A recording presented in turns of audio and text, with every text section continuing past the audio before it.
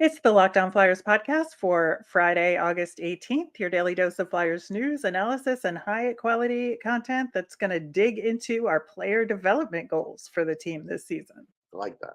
We will also give the results of our summer poll on the Metro Division for this week, plus some Flyers news as well, all on today's show. You're Locked On Flyers, your daily podcast on the Philadelphia Flyers. Part of the Locked On Podcast Network, your team every day.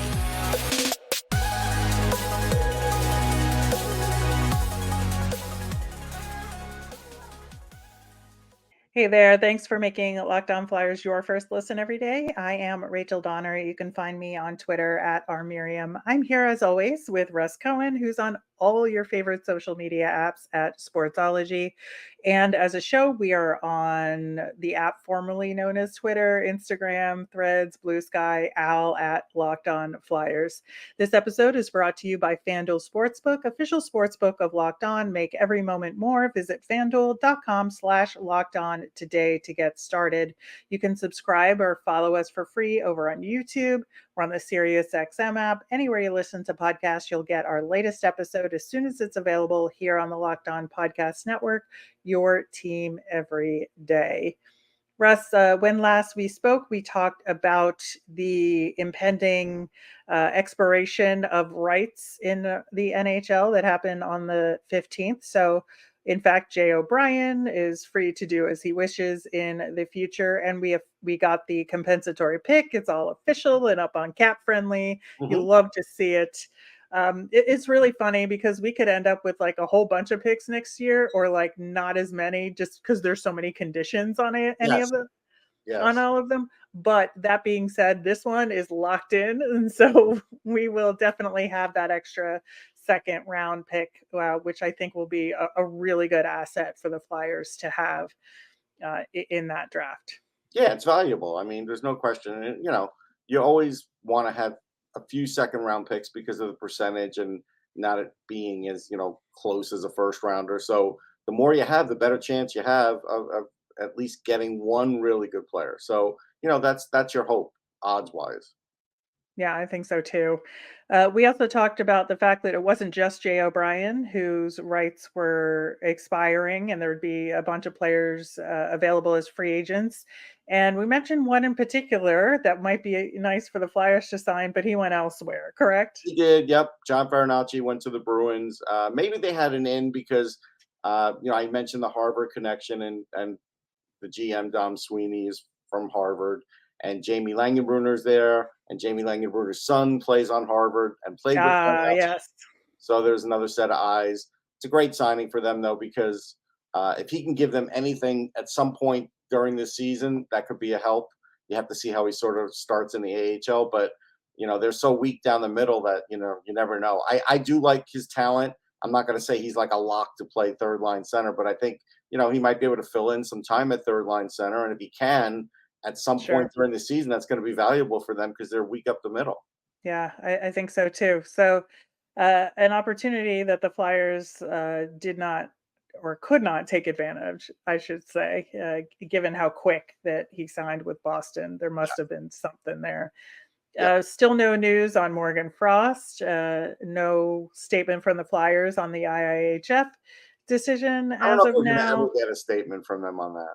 Yeah, and we also still haven't heard about Jackson Cates. He's still a UFA at the moment.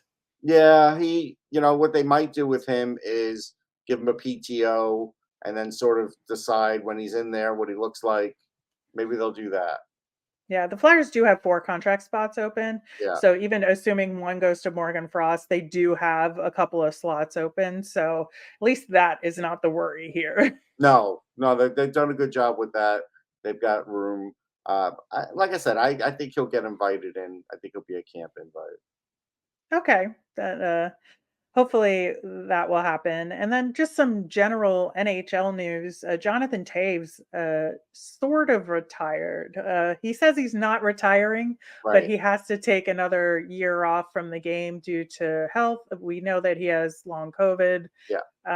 And, he was very, I think, reticent to talk about it for a very long time. Yeah. He's a very private person. And so he has said that he's going to talk about it. Not yet, but he knows that it's something he needs to talk about and be more outspoken about. And so we'll see if he ends up actually retiring, if he does sign elsewhere in a year, if he maybe goes into coaching, who knows, or player development, takes on a role with the Blackhawks in that way. I could see that happening as well. Yeah, I mean that could happen, or I still see him returning to Winnipeg, and so whether it's as a player or a coach, I do feel like maybe they'll reach out now. Maybe they'll say, "Hey, why don't you come here? You could do this for now, and if you think about playing, maybe they'll have an interest if they see that he's back at full strength." But it wouldn't shock me if they sort of did that because I mean, I want to say second year when he was a second year player for a magazine, I did. A one-on-one with him, and I probably could never get a one-on-one with him after that. Uh, and it was for a Winnipeg magazine, and he was all in for that. He really loves it there, has a great history there, and so you could see that if it's not Chicago, I would see it being there. Yeah, I think so. I think those are basically your two options: it's Yes, Chicago or Winnipeg, right? But I do think that player development coaching might be a good starting off yeah, I role think for it's a him. great idea. Yeah, in retirement. So we'll see. But it's always still kind of like jarring when somebody of that level announces their retirement or that they have to step away Yeah, it from the stinks. I game. mean, I've covered him his whole career. I mean, a little inside story when he was getting drafted, myself and Shane Malloy, we did Hockey Prospect Radio for a lot of years and we still work together. And we we were walking with Jonathan Toews as he was going to the podium. And I said to John, I said, "Have you decided between the Cubs and the White Sox yet?" He goes, "No." And he looked really scared. He was like, he goes, "What should I do?" And I said, "Go with the White Sox because everybody says the Cubs. At least you'll be different." And he did that. He went with the White Sox early on, and then 6 weeks later, 2 months later, he still was in Cubs gear, getting ready Yeah. at Wrigley. So it worked for a short time because I just was like, my thinking was from a marketing standpoint, be a little different. That's good sometimes. Yeah. That's funny. That is very funny. Yeah. Going to our summer poll for the week that we posted over on YouTube, we were talking about the Metro Division and who y'all out there thought were going to win. And the top two were pretty close, I got to say. So the Carolina Hurricanes with 45% and the New Jersey Devils with 42%.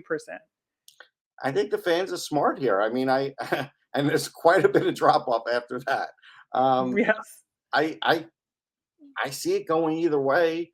Uh, it might come down to who's better in net. And right now, I don't think either is better than the other team until we see how the season goes. So I think that could be the deciding factor. So being this close is really legitimate.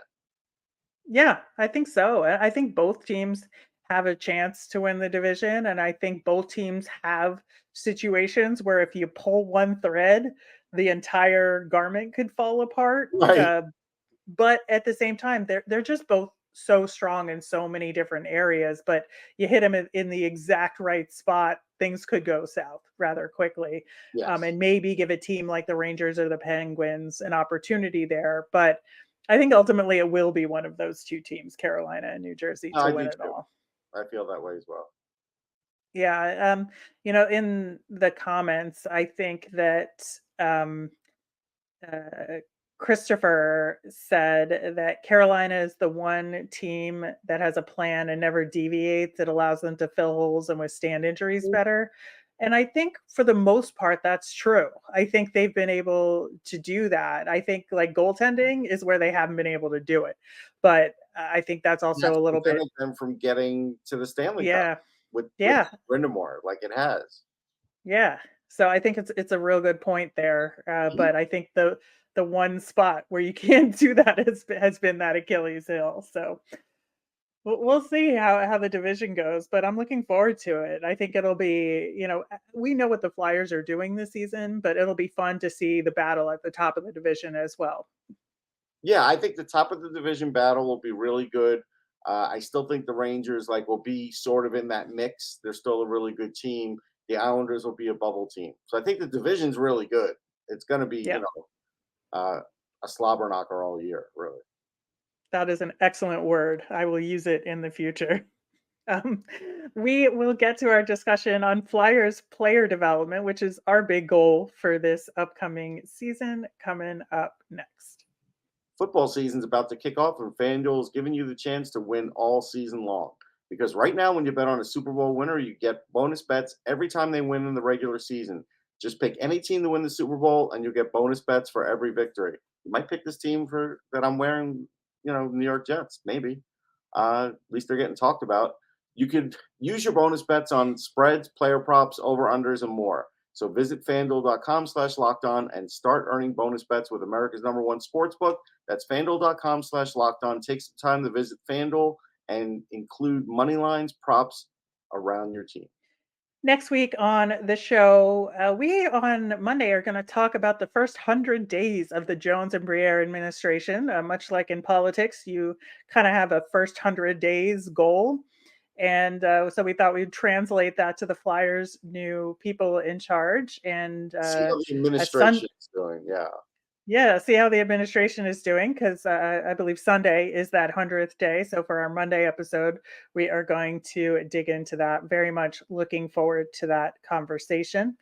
In the meantime, we are going to talk about player development goals, because like we said, and like you said in our poll results when we did that the other week, player development is the watchword for this season, for the Yes. for this upcoming season for the Flyers. And so what does that mean though? Like, what does that mean practically? So, looking at it from a systems perspective, I think it's really putting a better overall system in place in terms of coordination and communication between the Flyers and the Phantoms, and making sure that everybody's on the same page in terms of what the young players should be doing and working toward, right?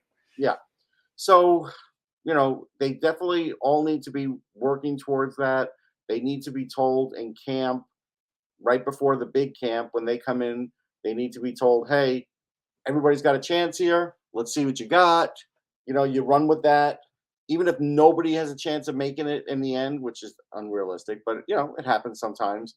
You don't want to start off camp like that. You always want to start off camp with that carrot. Everybody's got a chance. Let's see what you can do. We're all pulling the same way here. Maybe they'll Yep. have a new wrinkle or two by then, as far as what they want players to do this upcoming season, and that's great. And that's I expect it to start off something like that. Yeah, and I think it's important that individual goals are set as well. So you have team Yes. goals, whether it's at the Flyers level and at the Phantoms level, but then you also have individual goals, and make sure that each player is getting the attention they need and the assistance they need in order to reach those goals. Like, do they need extra technique help? Do Yeah. they need, extra attention from one of the player development coaches? Should John LeClaire be on the phone with them, every other week or something? Yeah. Like what is the plan? And do each individual prospect in the Flyer system have the support, the individualized support they need to accomplish whatever goals they decide to set? Yeah, I feel like they're lacking a mentor though for Gritty. Maybe it could have been, like Yuppie or somebody, because Yuppie's been around a lot longer. Well, but I thought Gritty was Melvin's mentor. Yeah, but that's like the blind leading the blind, really. But anyhow, Oh God.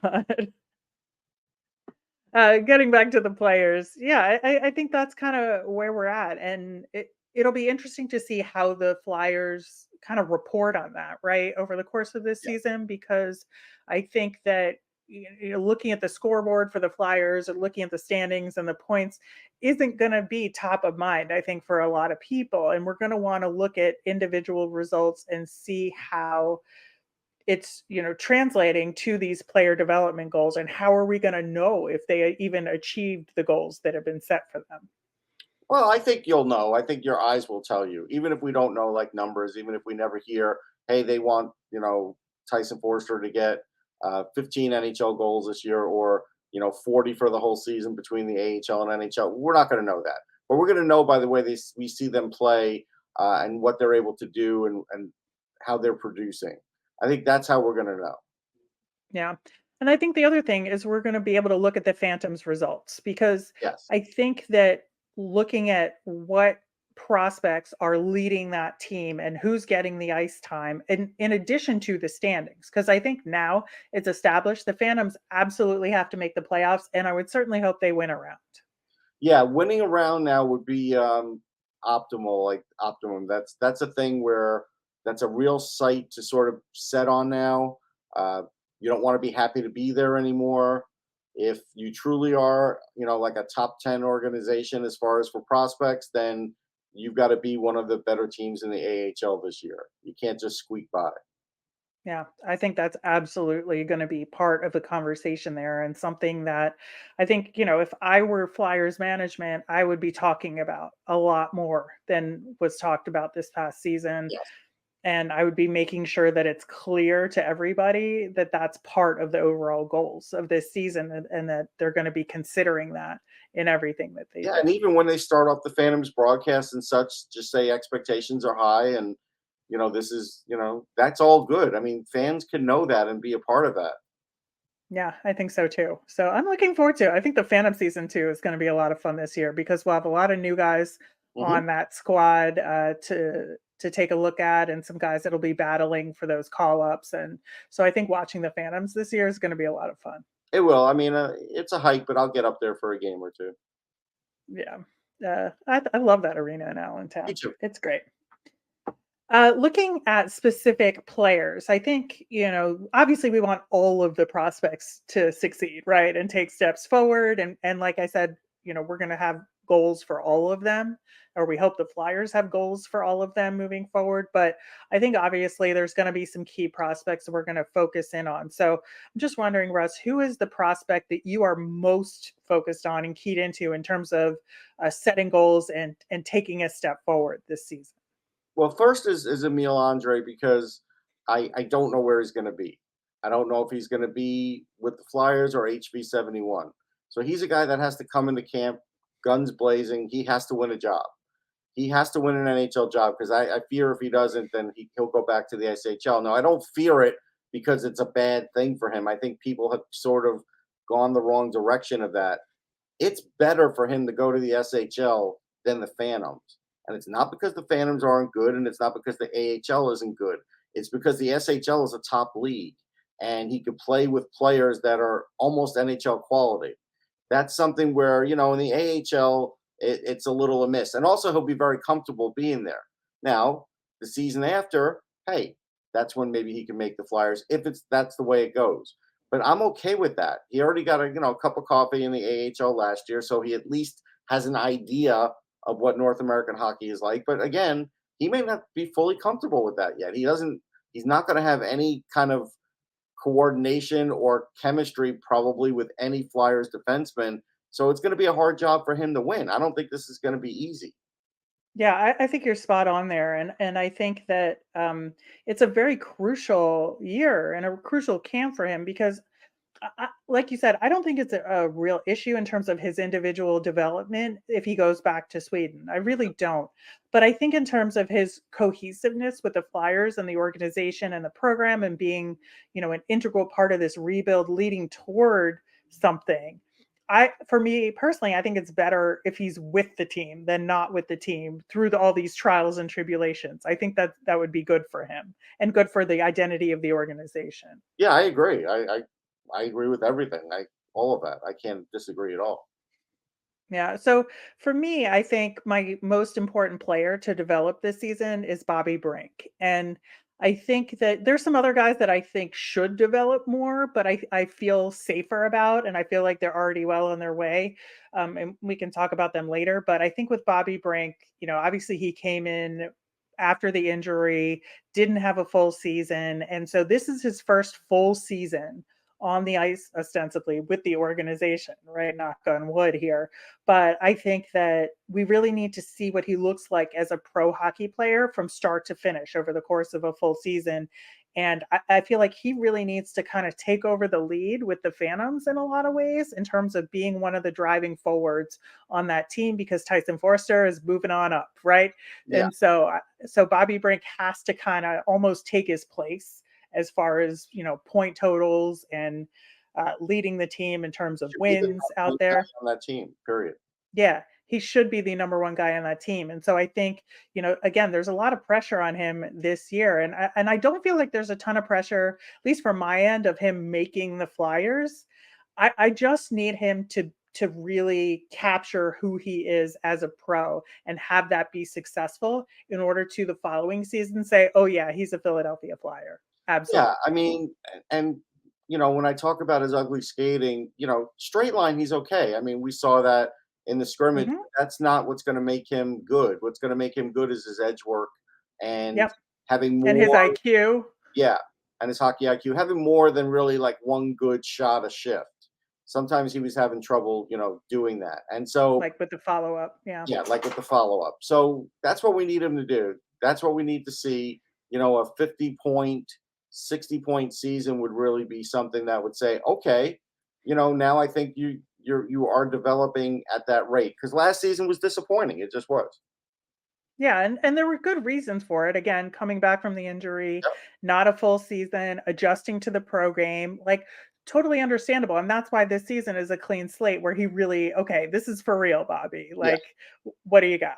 So I think I'm going to be focused a lot on him. We'll talk about some other And he players. used to play a lot of games too. Yeah, yeah, that too. All right, we're going to talk about some other players coming up next.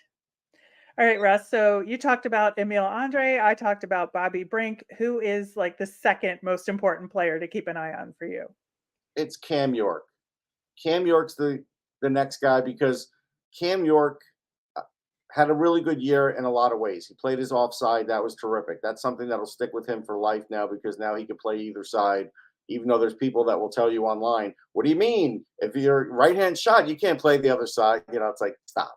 Tortorella, the one thing he's been able to do as coach has been able to get guys to play the offside. So that's been fun. That part was a success. The shooting percentage and getting shots on net was not a success. And that's something that needs a lot of work. And because right now, the Flyers are in need of a top power play guy on the blue line. And to be honest, they don't have that yet. Nobody has Yeah. really, Sanheim's really not that guy yet. Maybe he will be, but he should have been that already. York has a chance, but he's got to, like I said, get shots on net. He doesn't have to score. Look, I liked Ivan Provorov just because he got the puck on net, not because he was always going to score like Gostisbehere. So that's why for a while, Provorov was good, but then after a while he wasn't good. And we saw that last year. So I need to see him step up in that way. And we still now again, this goes back to 3-4 years ago when he started posting a picture with him with no shirt, like, "Hey, I gained this muscle."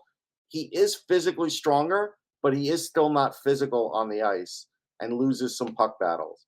And if you're going to Mhm. be a top pairing defenseman for the rest of your career, you're going to have to win some of those hard battles, some of those 50-50s in the corner. And so we need to see that this year. Like this year is a big year for that. I still think he's a number 2. I don't think he's a number 1, but he may play the number 1 part. And if he does, he's going to go up against some really tough competition, tougher than anything he ever faced at the NTDP. I can tell you that. Yeah, and I think, that's what I think my biggest issue is, it's not really an issue as much as an opportunity for him, right? Because he is going to play up against that top competition, being sort of by default having to be on that top pairing again, due to what the Flyers blue line is. Like it is what it is, but Cam York is going to get a lot of good, hard playing time against top competition. And I think that should propel him forward, right? I would think so. I mean, I would think that. I mean, look, his skating's great. Uh, you need to see more points. He only had 20 points. He's got to get more points. He has to be more of a contributor if he wants to keep that top pairing status. Because otherwise, what's going to happen is as the team gets better, they're just going to get somebody, in free agency, or if somebody like Adder takes a step forward, or even Sanheim takes a step forward, then he's going to be on the second pairing, and that's where he's going to Yeah. stay. So he's got the opportunity now, while the team isn't fantastic, to do this, to make this jump. If he doesn't make it, then they're going to start thinking, okay, maybe we're going to have to make him a second pairing guy, which isn't the worst thing in the world, but you just have to figure out what he is at this point. Yeah, absolutely. And so as long as you're keeping an eye on the defenseman, I'll stick with the forwards, I guess. And my other player that I'm going to be pretty hyper focused on this season is Elliot Desnoyers. And I think that for me, he had a really good season this past year with Lehigh Valley, but I think there was also some streakiness to it. And Yeah, I feel like he needs to get a little bit more consistent. He had 44 points in 65 games played, which is real good, that's a good year. at the AHL level. So I'm not really worried about him from a production standpoint. But again, I feel like he was one of the leaders of this team. And I think he'll have an opportunity at camp, like we were talking about, all bets are off. But I feel like he's going to get boxed out a little bit. So what he has to do then is just say, okay, if I'm with Lehigh Valley again, I have to score 20 more points this season, like 15, 20 more points this season, and be more consistent and not have the dry spells. And A- then really be the go-to guy, right? That in key situations, Elliot Desnoyers is always out there on the ice. And show up in the playoffs. Like he only had 1 goal in 3 games, and he was a -3. He's got to show up in the playoffs. Yeah. That's not going to cut it this year. He's got to do better. He had a good regular season. He didn't have a good postseason. So in 3 games, he only had 7 shots that were on net. Like he's got to do better than that. Yeah. That's especially if he's going to go to the NHL, because even if he were to be a third or fourth liner, let's say he gets more physical and they go with a more of a scoring thing on the fourth line. Even at that, he's going to have to shoot more than that. So regular season was fine. Now he's got some postseason experience. Now he's got to make another jump. And he absolutely has the skill to do it. Like, He I have does. no doubt that he can accomplish all of this. But I do think that this is, again, going to be a really key season for him. And he has to make himself that first call up for Yes. forwards. I mean, like I said that about Bobby Brink, sort of, but I think both the two of them have to be competing and they have to push each other. Yeah. No question. I think for them to be successful, you want that. And there might be a time in the year where they both could get called up. Yep. Injuries happen. So that's why, yeah, you always have to give these players the idea that you can be that next guy. And by waving that carrot, they have to give you their absolute best all the time, because tomorrow they could get called up. Now, if these guys are playing on the Vegas Golden Knights. Now, last year they had a lot of injuries, but most years a Stanley Cup team isn't going to have that much opportunity. Then you can't say that. You still expect their best, but you can't wave that carrot. The Flyers can do that because they know that there's going to be opportunities. Yeah, they can. And that's why this year is going to be so important for all four of those guys we just talked about. There's definitely some other prospects on the team that we want, good things for, but Oh I yeah, think as far as the most attention and the most expectation, I think those four that we talked about are a real good start. it is a good start, and I think if they all are pointing in the right direction, then you're looking a lot better the year after. Yeah, I think so too. If there's any other players that you think are equally or more important to focus on, let us know in the comments. We will certainly address that on a future episode. In the meantime, that'll do it for today's show. We'll be back on Monday, of course, talking about our 100 days into the new administration. We're going to name a new nemesis of the week and have a new summer poll topic for you. So keep an eye out for that. As a reminder, we always want to hear from you. So you can send in your mailbag questions via the app formerly known as Twitter at Locked On Flyers, or you can email us at lockedonflyers@gmail.com or comment over on YouTube. I'm Rachel. I'm on Twitter at rmiriam. That's RMIRIAM. I'm Russ. I'm at Sportsology, SPORTSOLOGY. Have a great weekend, everyone.